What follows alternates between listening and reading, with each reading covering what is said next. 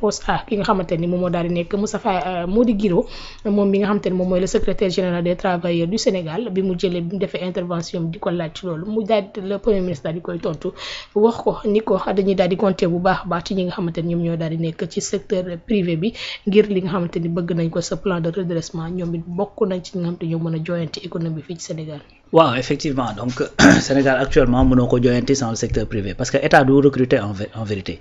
c'est-à-dire administration gis nga coow li lu muy bari à chaque fois lu ñu wax ñu ne administration bi moom bloqué et tout ça affaire yooyu jàppal ni c'est-à-dire on est quoi 18 millions de Sénégalais administration bi nekkuñ 200 000 bu ñooñu bari wuñu donc tey gis nga boo jëlee poste de DG yi ñuy wax ak yu ne demee noonu est-ce que mën nañ 500 tu vois. Donc l'État n'est pas vraiment du forcément état mooy recruter c'est-à-dire état lii rôle am mooy état dafay créer cadre boo xamante ne tey yow ba soo amee benn xalaat ne kat am naa xalaatu defar par exemple tel usine boo xamante ne dafa war a ñëw pour faj tel besoin am naa partenaire yoo xamante ne mën nañoo ñëw ñu àndee ko. Donc am nañu xaalis par exemple suñu problème mooy fan lañ koy def état danaa la kaay. defaral naa la fii benn zone industrielle am na bu ñu ci war a tijji ci sortie Diourbel bi am na bu ñu ci war a def Cilmaxa sur 300 hectares.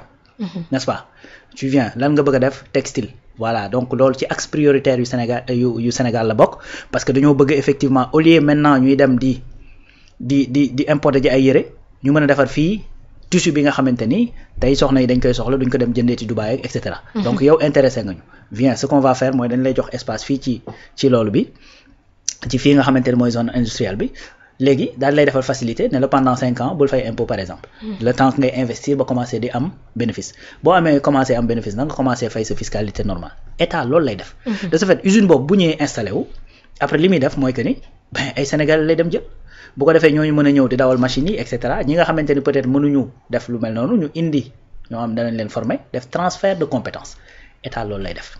moo tax le premier ministre encore une fois li muy wax c'est très clair et puis man bokk en tout cas mën naa dugg ci samay nopp léegi il faut comprendre que ni état sans la société privée mënul régler li nga xamante ni moom mooy problème emploi des jeunes. C'est impossible c'est-à-dire entrepreneuriat moo ko mën a régler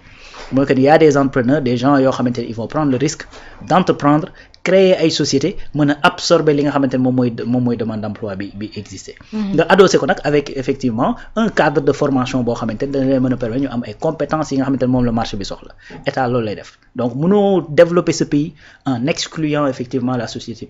nu ma koy tuddee le secteur privé. D'ailleurs président wala premier ministre fu muy mënti voyage ci àdduna bi day ànd ak société privée. Bien sûr. Pour bu ñu demee foofu ñu def ce qu'on appelle des joint ventures yooyu xam nga lan lay permettre c'est-à-dire l'État n'investit pas. De forcément état mooy jël xaalisam pour créer des usines créer ay sociétés nationales pas forcément su boobaa c'est-à-dire c'est un Sénégalais lambda mooy dem gisanteeg peut-être un étranger lambda ñoom ñaar ñu toog waxtaan woon ne projet sàngam mën nañ koo yóbbu Sénégal lijjante gagné ci dara. État du Sénégal defal leen cadre ñu ñëw muy tëq non seulement ses impôts mais également permettre à ses enfants d'avoir du boulot xale yooyu tamit ngay tëqaat ci ñoom des impôts ngir mën a investir ci tali bi ci njàng mi ci formation bi et cetera. Voilà effectivement ni nga xamante ne moom la état di manager c'est tout donc. moo tax boo xoolee ci biir waxtaan bi en plus de Mody Guiro il a parlé à Bédi Agne le patronat ne leen impôts yi ñuy wax élargissement bi bu ñu jëloon patronat bi xool li ñu amee c'est plus de 1000 et quelques milliards. Bien sûr bu ñu leen ko fayee ko woon ngeen am problème mais rassurez-vous après sax mën nañoo xool ay mécanismes xool li leen état ameel ñu génn ko ci bor bi ngeen ameel état même su fekkee ne après li ngeen ñuy desal dana bari. xam nga kooku donc mi ngi teg ay mécanismes pour bañ a étouffer effectivement ce secteur privé là. nga xamante ne bu ñu leen bëggoon étouffer surtout ñi doon wax naan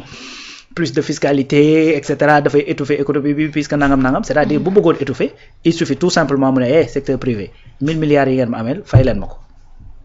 te su boobaa mënuñu ci dara ku weddi laaj yenn télé yi nga xamante ni bañ fi nekkee di dëgër lu bopp ba leen gars yi ne na ngeen di fay par force. Qu'est-ce qui s'est passé c'est-à-dire buñ la ko defoon tey suba mën ngaa tëj mais ça n'arrange absolument personne. Ni l'État ni les travailleurs ni le patronat moo tax encore une fois boo xoolee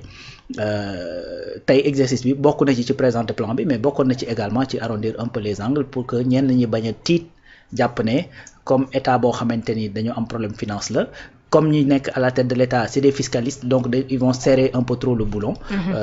C'est loolu moo génn ci discussion boobu entre Mody Guiro représentant les travailleurs. Baydi Agne représentant le patronat ak l'État bi nga xamante ne moom moo war a def emploi bi nga xamante moo fi nekk parce que Sénégal li tax emploi nekk lu compliqué. mooy que ni ñun suñu population quasiment un peu plus de 50% de la population ils ont quoi en moyenne 20 ans. loolu la donc dañ nekk ay population très très jeune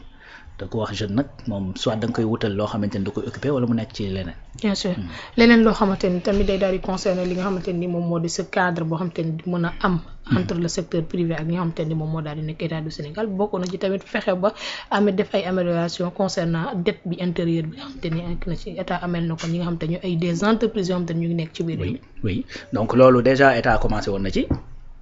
Dernier passage au Cheikh Diba à l'Assemblée nationale 509 milliards lañ dégagé 509 milliards pour éponger effectivement la dette intérieure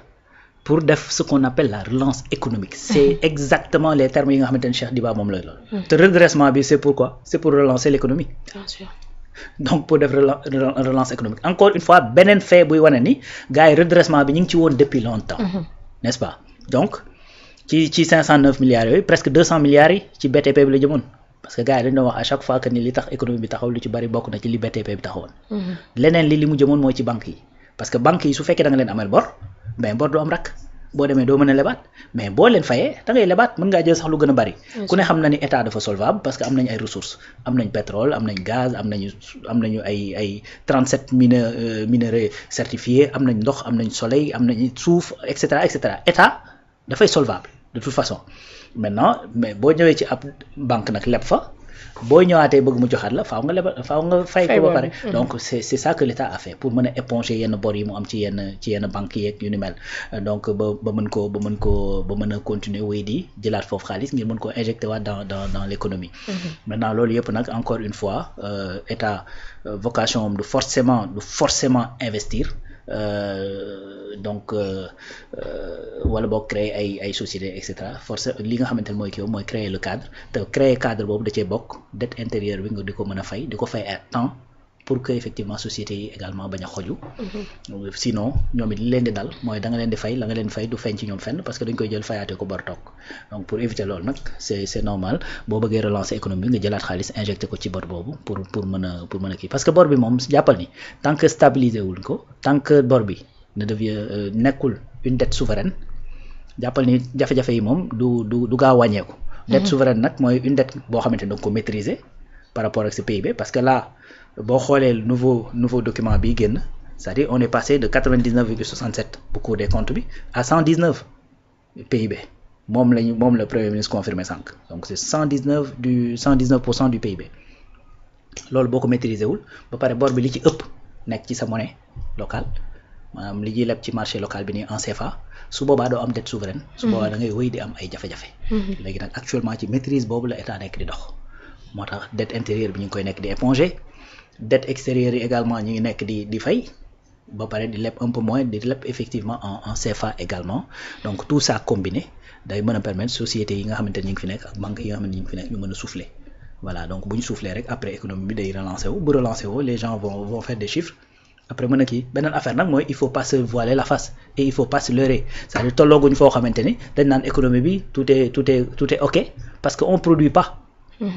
Donc tant que demuñu ba yegg ci foofu ci niveau yooyu nga xamante ni dañuy produire suñu bopp c'est-à-dire on fera pas de valeur ajoutée loolu mooy dëgg moo tax état bi actuellement lépp looy wax boo seetloo dañ koy orienter chaîne de valeur maanaam mbay mi lan la ñu war a bay ci yan produit la ñu war a mettre l'accent pour bay ko buñ ko bayee ba pare nan lañ ko war a transporter. 1600 milliards quasiment avec Banque islamique de développement yoo xamante ni c'est uniquement pour des infrastructures de transport tali gaal gi train bi et cetera n'est-ce pas donc bu ñu ko bàyyee ci tool yi fan lañ koy jaarale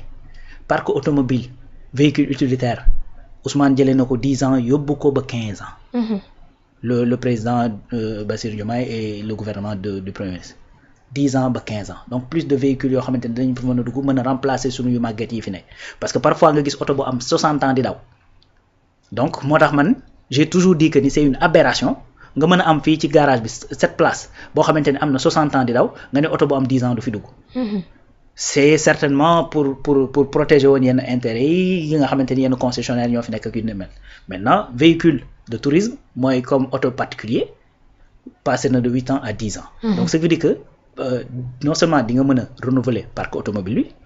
tu as des financements pour développer effectivement les infrastructures routières ak ferroviaires ak yu ni mel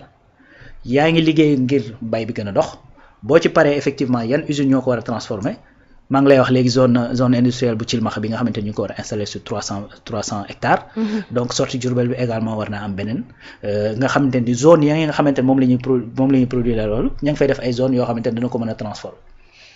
élevage bi bu fekkee dox na ba dox ni mu war a doxee tannerie ku ne xam na ni industrie tannerie industrie bu am solo la mooy lu jëm ci wàllu transformer der yi gars yi dañ ko daan def fii ci ay conteneurs man je connaissais personnellement quelqu'un boo xamante ni fii la daan yëpp ay conteneurs di ko yóbbu bitim réew. Ben il se faisait des sous. Bien sûr. Donc loolu boo ko defee fii waa Ngaye fu mu toll nii dootuñu waxti dara. consommer local beeg et cetera yu demee noonu donc chaîne de valeur boo jógee fële nga ñëw ci transformation bi loolu nag boo ko commencé def ci ngay soog a am effectivement ce qu'on appelle de la valeur ajoutée. ci ngay commencé def réellement du chiffre foofu la ñuy commencé di wax naan développement mi ngi dugg si. wala bokk émergence loolu yëpp nag bu paree ba nga am loolu il faut am ñu ko jaay il faut am ñu ko distribuer loolu la ñuy wax le tertiaire mais ñun Sénégal loolu moo gën a développé que yeneen secteurs yi loolu mooy suñu problème économique. moo tax ñuy wax ne structuration économique moo baaxul loolu tax ñuy wax changement systémique. parce que tertiaire bi ñuy jaay ak di distribuer ñoo gën a bari ñi nga xamante ne dañuy produire donc qu'est-ce qui va se passer ñooñu il faut ñu jaay il faut ñu distribuer donc dañ koy jënd ci biti. moo tax ñuy importer lépp ñu koy importer léegi nag bu ñu ko dee produire fii ba yële dox après forcément troisième secteur bi dana dox comme il se doit et su boobaa dinañ mën a wax ne Sénégal mi ngi sur les rampes du développement. mu ngi noonu état du Sénégal ak la société civile ñu appelé à travailler ensemble. oui tey le premier ministre Ousmane Sonko. waaw société civile.